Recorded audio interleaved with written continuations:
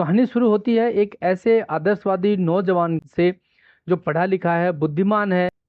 उसके पिता एक रईस हैं, लेकिन उसको उनके पैसे से कोई लगाव नहीं। उसे लगता है कि ये दौलत लोगों के खून पसीने की कमाई को चूस कर जमा की गई है।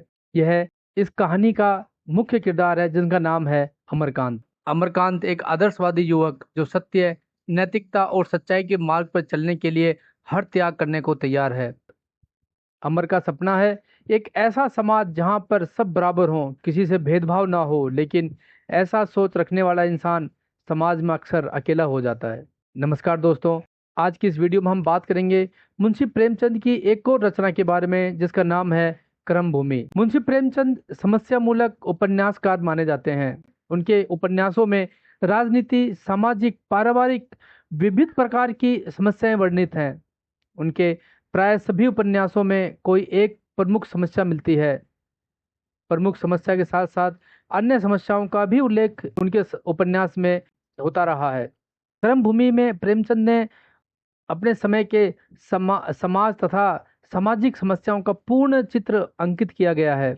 उपन्यास का आरंभ आधुनिक शिक्षा प्रणाली की आलोचना से होता है, जहां पर यह दर्शाया गया है कि विद्यालयों को या शिक्षा प्रणाली को शिक्षा से ज़्यादा फीस में दिलचस्पी रहती है। अगर फीस नहीं तो शिक्षा नहीं। तथा अंत होता है किसानों की शोषित दशा के समाधान के लिए गठित एक कमेटी के द्वारा। क्रम भूमि की कथा में भारतवर्ष के स्वाधीनता आंदोलन की कहानी के अंश को भी बड़ी ही कुशलतापूर्वक ढंग से प्रस्तुत किया गया है। अमरकांत, जो अमरकांत के पिता हैं, एक कुशल व्यापारी हैं और धन कमाने की कला जानते हैं। पिता पुत्र में वैचारिक असहमति है, जो कि अक्सर परिवारों में देखा जाता है। अमरकांत का मानना है कि व्यवसाय में बिना झूठ बोले काम नहीं चलता, लेकिन अमरकांत का मानना है कि ऐसा धन किसी काम का नहीं जो गरीबों को सता के कमाया गया हो। अमर का एक सच्चा मित्र, बचपन का मित्र सलीम, जो एक साथ स्कूल में पढ़ते हैं और सुख दुख के साथी हैं। अमरकांत का विवाह शिक्षित, सुंदर और विलास प्रिय नारी के साथ होता है, जिनका नाम है सुखदा। अमरकांत और सुखदा दोनों के विचार में मतभेद है। अमरकांत जहाँ ये चाहता है कि मुझे देश के लिए कुछ करना है, मुझे गरीबों के लिए कुछ करना है, भेदभाव को मिटाना है और किसानों और छुआछूत के इस समस्या जो हमारे देश की जो कुरीति है, इसके खिलाफ मुझे लड़ना है। वहीं सुखदा का ये मानना है कि हमें अपने व्यवसाय को आगे बढ़ाना चाहिए और कारोबार में हाथ बटाना चाहिए। इन्हीं सब को लेके दोनों के बीच में अक्सर मतभेद रहते हैं, जो कभी मिट नहीं सके। इन सब से तंग आके आखिरकार अमरकांत घर छोड़कर शांति की तलाश में निकल जाता है और भटकते भटकते इलाहाबाद के करीब एक गांव में पहुंच जाता है, जहां पर वो देखता है कि किसानों की हालत दयनीय है। ना शिक्षा, ना विकास, ना खाने को दाने, ना ही कोई स्वास्थ्य का कोई उपाय। यह देखकर अमरकांत का हृदय पिघल जाता है। वह सोचता है इनकी दशा को सुधारने के लिए समाज के लिए कुछ किया जाना चाहिए। अमरकांत उसी गांव में रहने लगता है और समाज के लिए और उसी गांव के लोगों के लिए काम करना शुरू करता है।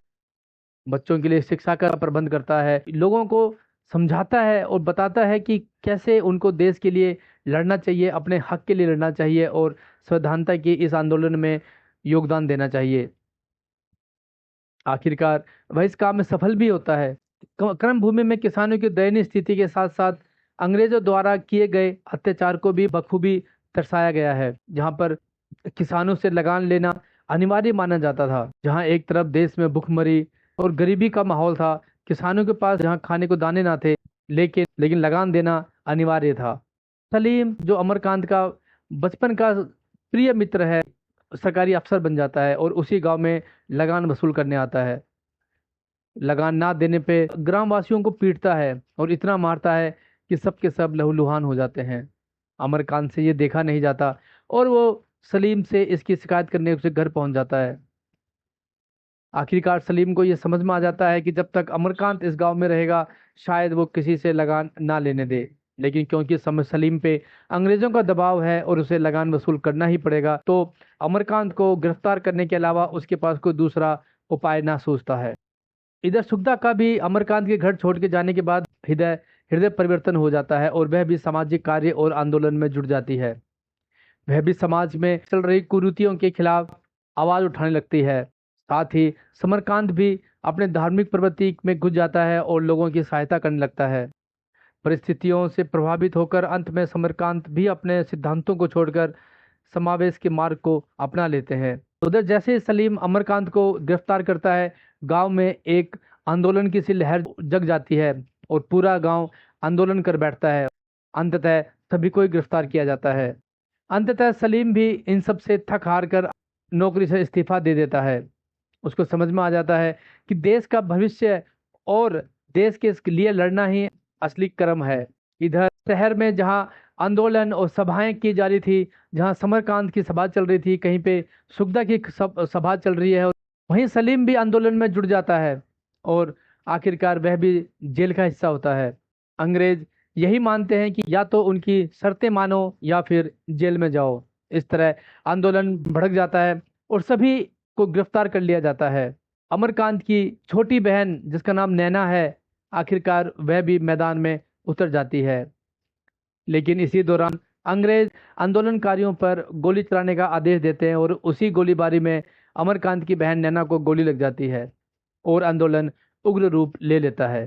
तभी अंग्रेज ये निर्णय लेते हैं कि किसानों के लिए एक कमेटी गठित की जाए, उनकी हालात की समीक्षा की जाए और समझा जाए कि हालत को कैसे सुधारा जाए, इस ओर कदम उठाया जाए। आखिरकार नैना का बलिदान काम आया। अमरकांत, सुखदा, सलीम और अन्य साथियों को छोड़ दिया गया। ये उस पल की तो जीत थी, लेकिन शायद ये पूर्ण जीत ना थी।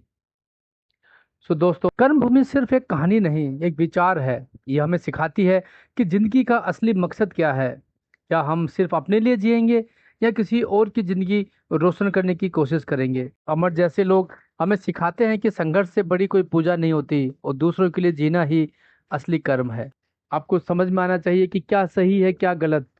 कई बार हम अपने स्वार्थ में आके लोगों का बुरा करने लगते हैं, लेकिन अगर आपको सही गलत का पता है और अगर आपको लगता है कि आप किसी का भविष्य सुधार सकते हैं, यही आपका कर्म है और यही आपकी कर्म भूमि। सो दोस्तों, आज की वीडियो में इतना ही। अगर आप भी मुंशी प्रेमचंद के प्रशंसक हैं और उनकी उपन्यासों को पढ़ते हैं तो वीडियो को लाइक ज़रूर करें और दोस्तों के साथ शेयर ज़रूर करें और मुझे आप बताएं कि आपको कर्म भूमि उपन्यास कैसे लगी। सो मिलते हैं एक और बुक समरी के साथ, ऐसी एक और मुंशी प्रेमचंद की बुक समरी के साथ। तब तक पढ़ते रहें और बढ़ते रहें, क्योंकि books can change our life.